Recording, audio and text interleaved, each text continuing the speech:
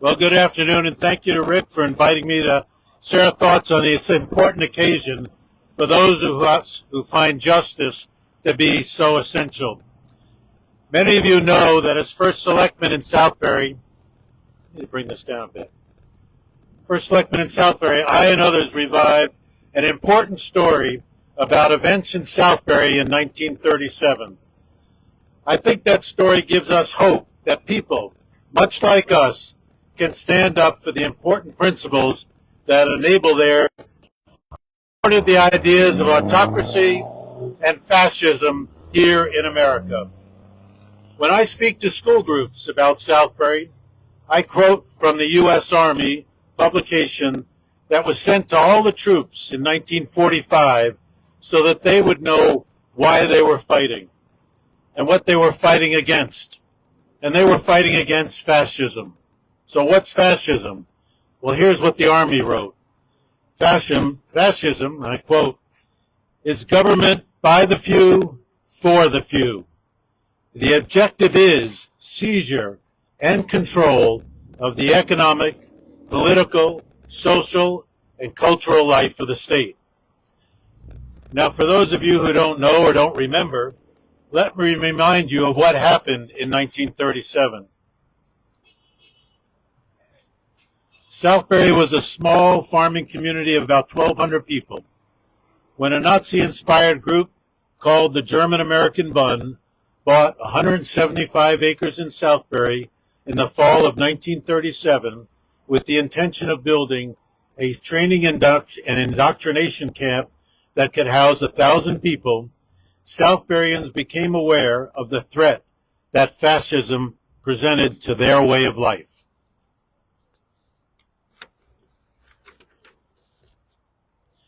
With the leadership of the clergy and local officials, they decided to shut it down. First, they marched, as you can see in this photo, from 1937. Then they called for an official town meeting. And at that town meeting, they voted unanimously to adopt a resolution calling on the governor and the president of the United States to, quote, abate, dispel, and destroy fascism because it was a menace to our government and our way of life. While others in the country had not yet recognized that fascism is un-American and that fascism is a direct threat or affront to our Constitution, the people of Southbury said no, or as we might say today, not in my house. By affixing their names to that resolution, that became part of the official town record. They took a stand. They also took a big risk. Get back here. They also took a big risk that there would be retaliation for their signatures, just like those who signed the Declaration of Independence in 1776. Now, some might say, so what? They signed a resolution.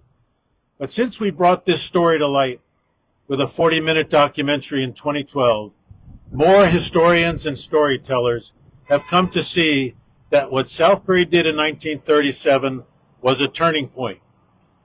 The Southbury story represented an important recognition that what was happening in Europe with the rise of fascism was a threat to our way of life in the U.S. Just last week, Rabbi Eric Polikoff, Melinda Elliott, and I met with a filmmaker who wants to create a full-length movie about the German-American Bund and its impact on the United States in the 1930s and how it affected those communities where they had a presence. She said that Southbury is the keystone to the narrative as far as she's concerned because of what the people of Southbury said and did. You know, Southbury's motto is Unica Unique. That means the one and only. I've tried, but no one seems to know where that motto came from.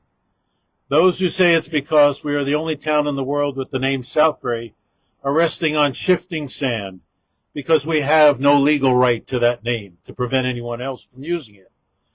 But our history of 1937 makes us unique amongst all other governments in the world in taking a concerted stand against fascists in 1937.